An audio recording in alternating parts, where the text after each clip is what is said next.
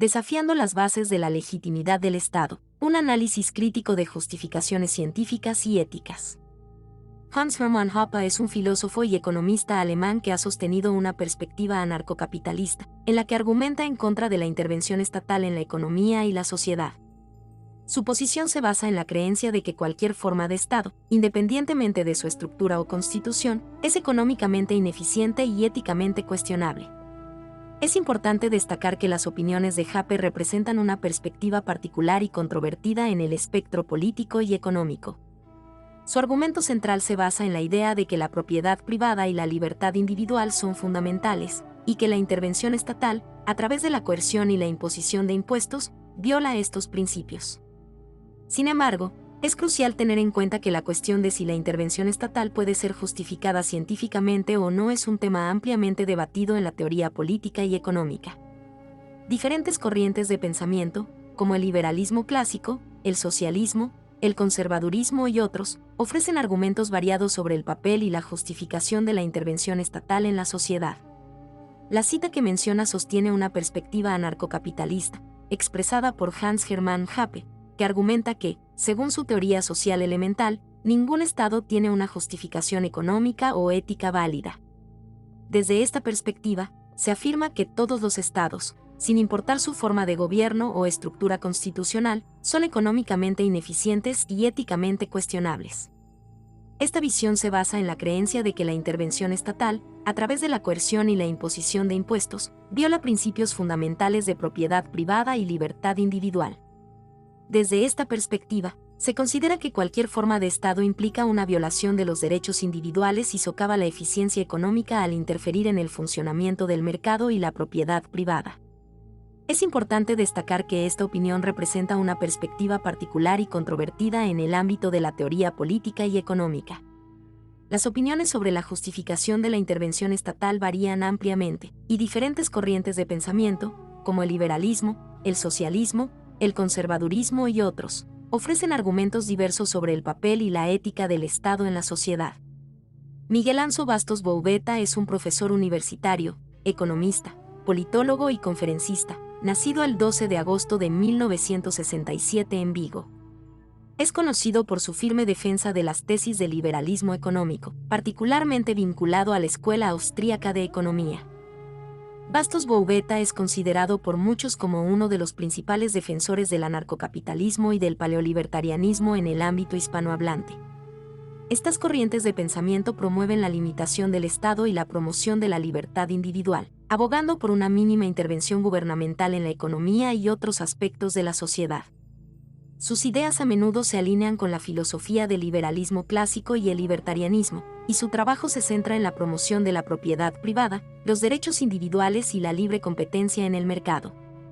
Miguel Anso Bastos Boubeta ha contribuido al debate económico y político en el mundo de habla hispana y es conocido por su activismo y defensa de estas ideas a través de conferencias y publicaciones en diversos medios. Su enfoque en la promoción de la libertad y la reducción de la intervención estatal en la economía y la sociedad lo ha convertido en una figura destacada en el ámbito de las ideas liberales y libertarias. Bastos se desempeña como docente en la Facultad de Ciencias Políticas y de la Administración de la USC, donde ha centrado su investigación y enseñanza en el ámbito de las políticas públicas y los movimientos sociales contemporáneos. Su trabajo académico y sus contribuciones a la comprensión de estos temas han sido reconocidos en el ámbito académico.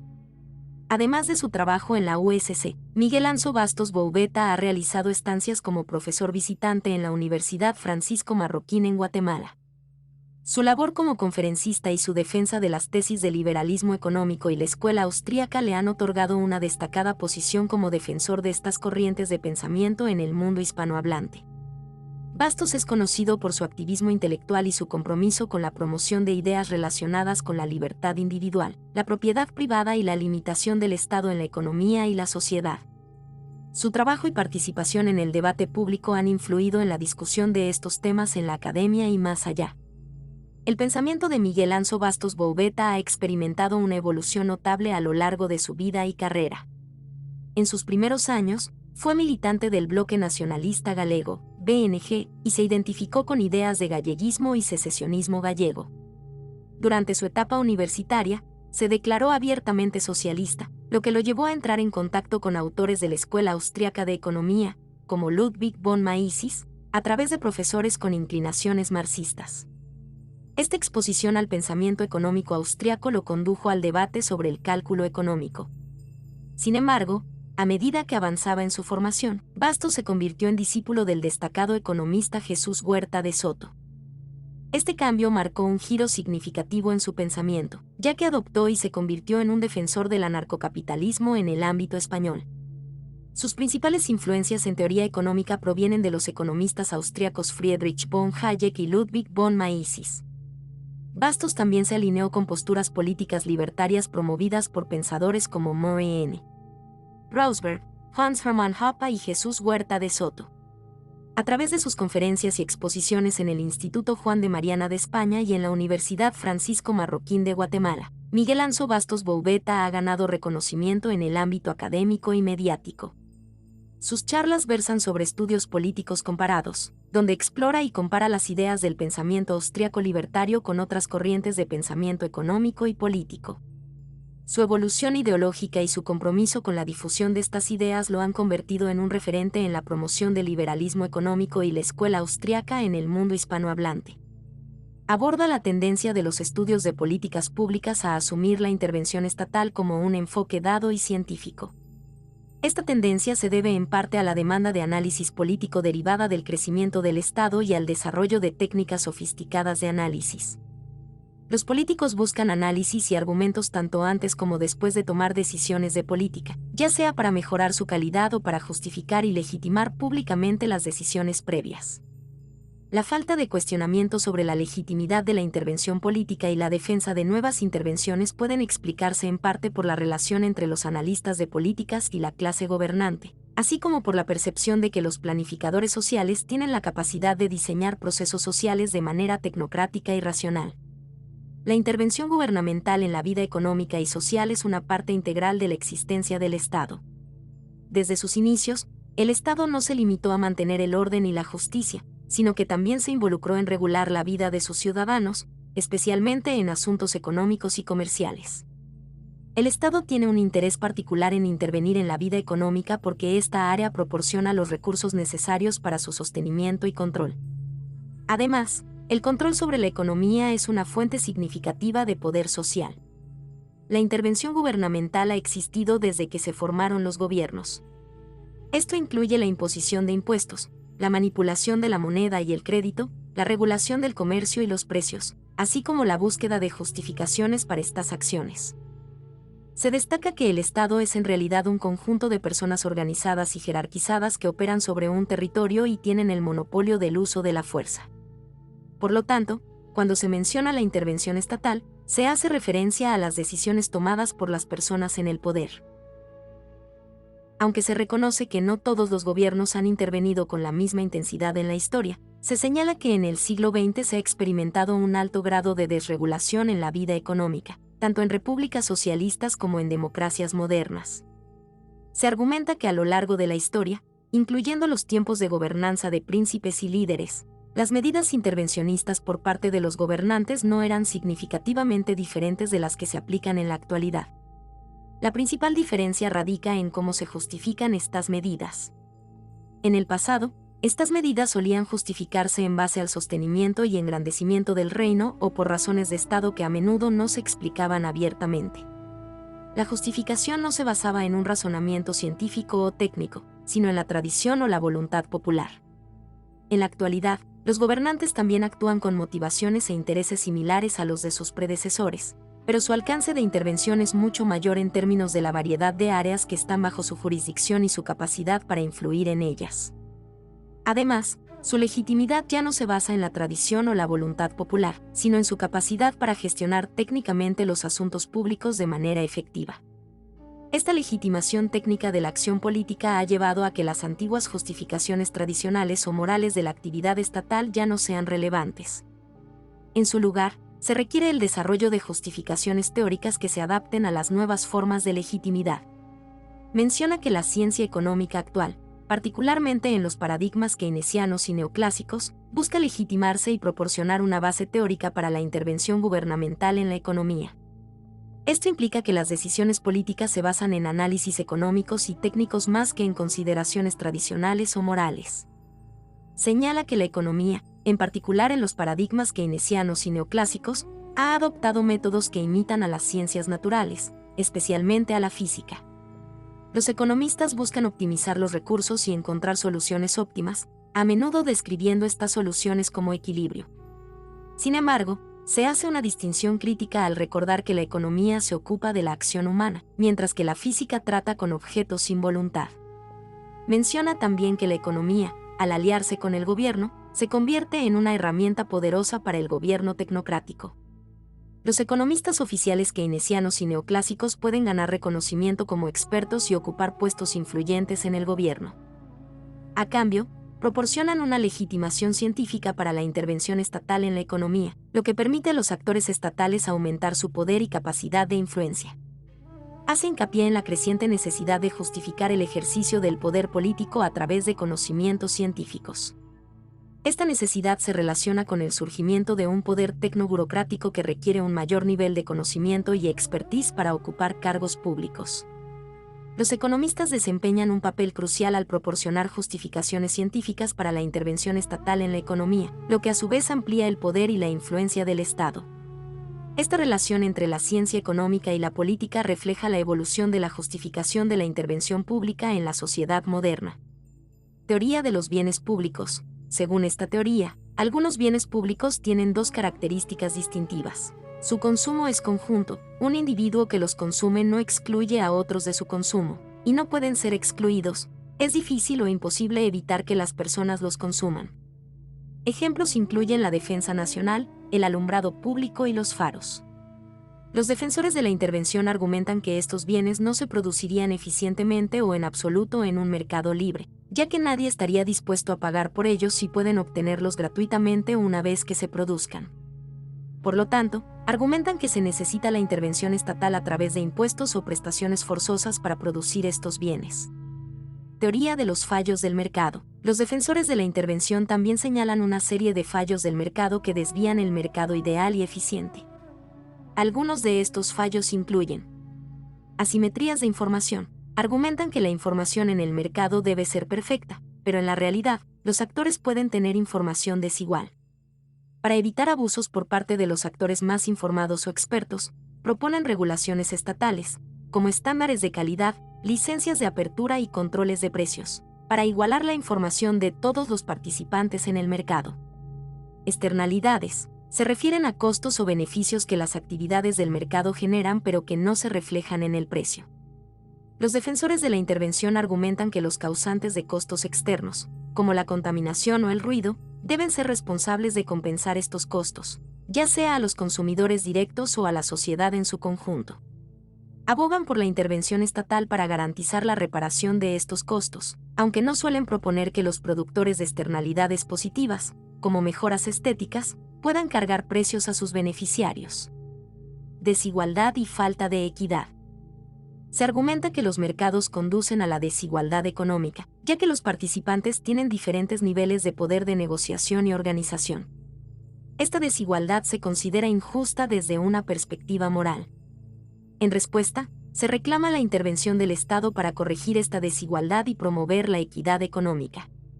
Comparaciones interpersonales de utilidad. Se presupone la posibilidad de realizar comparaciones objetivas de utilidad entre individuos para determinar cuándo se produce una injusticia social.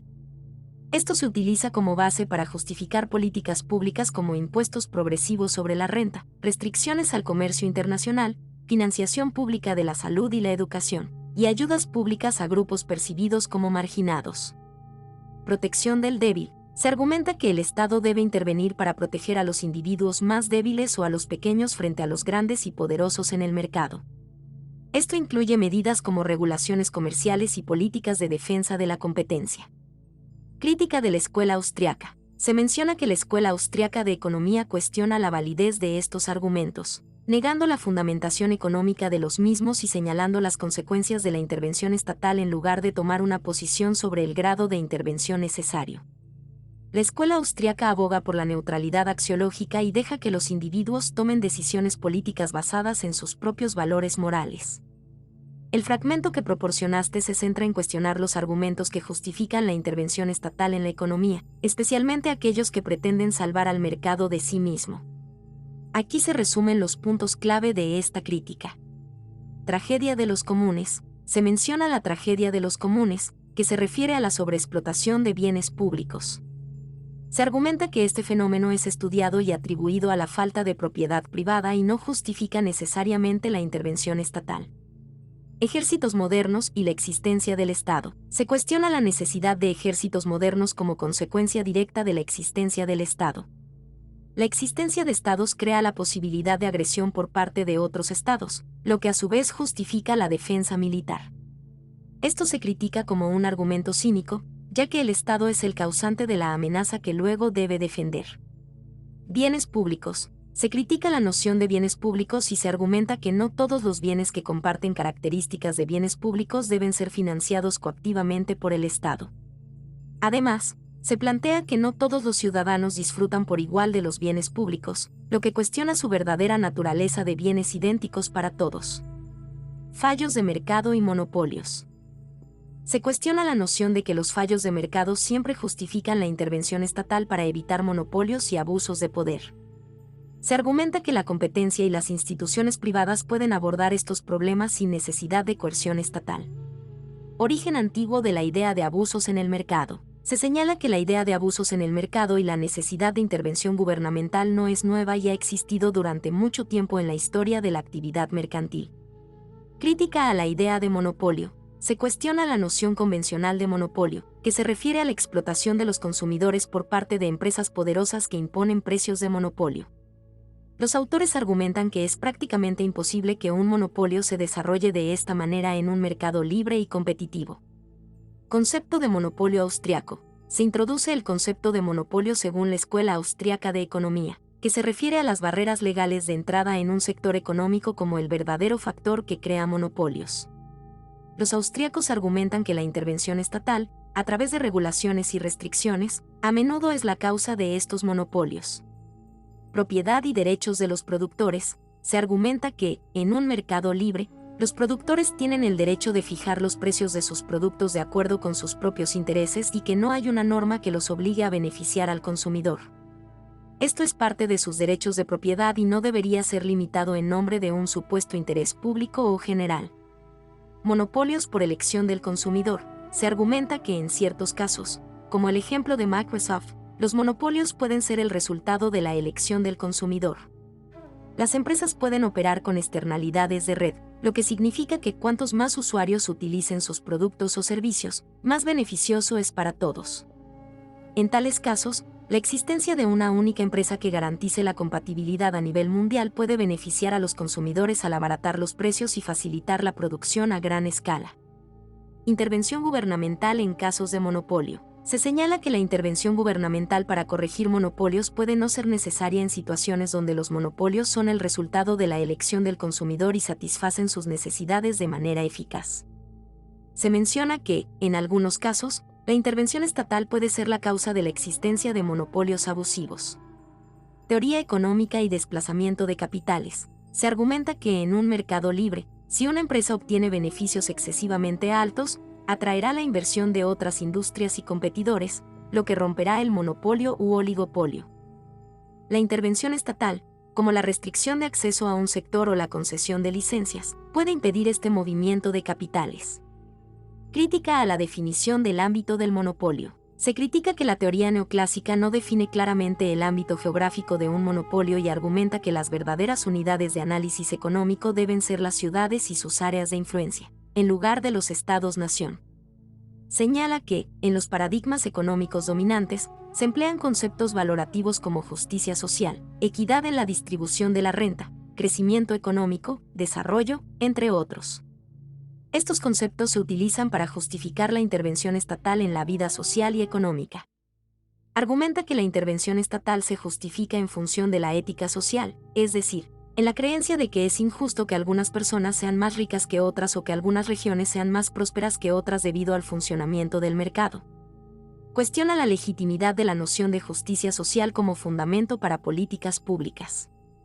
Se argumenta que no existe una definición clara y objetiva de justicia social, lo que la convierte en un concepto vago y subjetivo que se aplica de manera selectiva para justificar la intervención estatal en diversas situaciones sociales.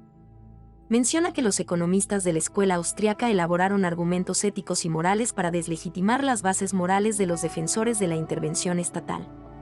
Sostiene que la justicia social no puede ser una base sólida para la toma de decisiones políticas y económicas. Muy a menudo las políticas gubernamentales se centran en controlar los precios, como el índice de precios al consumidor, IPC, en lugar de abordar las causas subyacentes de la inflación. Se critica esta práctica argumentando que afecta a sectores inocentes y que no aborda eficazmente las verdaderas causas económicas. Es imposible igualar todas las desigualdades en la sociedad, ya que las personas tienen diferentes talentos, capacidades y preferencias. Además, las desigualdades de oportunidades no son necesariamente injustas, ya que algunas pueden ser el resultado de elecciones personales. Las políticas de redistribución de la renta son inherentemente injustas, ya que se basan en un modelo normativo de igualación que ignora las desigualdades naturales y las elecciones individuales. Además, estas políticas pueden ser perjudiciales para las personas que desean utilizar su renta de manera específica para compensar desigualdades personales. Cualquier forma de intervención estatal en la regulación de la vida económica es inmoral, ya que implica coacción y negación de los derechos de propiedad. Se distinguen tres tipos de intervención estatal: autista, binaria y triangular, y se argumenta que todas ellas violan la libertad individual.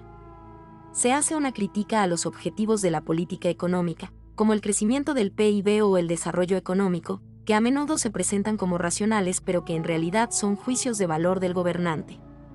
Se sostiene que estos objetivos son ideológicos y no necesariamente reflejan las preferencias individuales de las personas. El Estado como entidad misteriosa y casi sagrada. Se argumenta que la principal fuente de legitimación del Estado radica en su carácter misterioso y en la tradición histórica de estabilidad. Se menciona que el Estado a menudo se presenta como un ente omnipotente capaz de resolver todos los problemas de los individuos. La legitimación temporal del Estado. Se señala que la legitimación del Estado también se basa en su continuidad histórica y en la identificación con dinastías o aristocracias históricas. Esta identificación histórica proporciona estabilidad y perspectiva temporal a los gobernantes. La incompatibilidad con argumentos científicos y filosóficos. Se menciona que los argumentos supuestamente científicos y filosóficos que justifican la existencia del Estado no son convincentes y a menudo se basan en el temor a la ausencia del Estado o en argumentos misteriosos y retóricos. Crítica a la escuela de la elección pública. Se critica la escuela de la elección pública por centrarse en analizar los fallos del sector público sin cuestionar la existencia misma del Estado. Se argumenta que esta escuela no aborda el problema en su raíz. En resumen, el artículo concluye cuestionando las bases de la legitimación del Estado y argumentando que muchas de las políticas públicas carecen de fundamentos sólidos desde una perspectiva científica y ética. También se critica la falta de una teoría política de la transición hacia una sociedad sin Estado en el pensamiento libertario.